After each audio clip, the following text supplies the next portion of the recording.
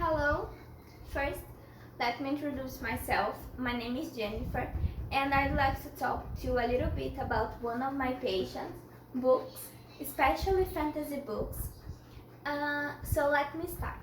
This is a kind of story with supernatural and magical phenomena, and this genre has several subgenres, and I'll talk about two of them, the high fantasy and the low fantasy. That's it, no big deal. The primary difference between high fantasy and low fantasy is the setting.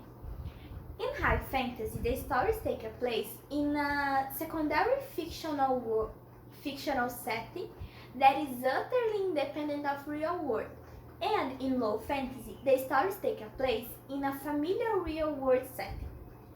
In other words, the high fantasy is the kind of story that the author makes a new world. For example, the so famous book Lord of the Rings by Tolkien.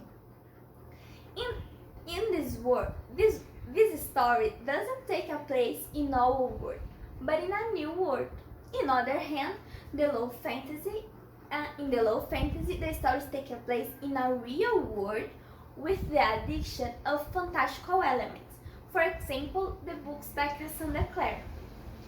But when we talk about stories with two words at the same time, for example, Narnia or Harry Potter, this classification can be confused and other things can be used to classify.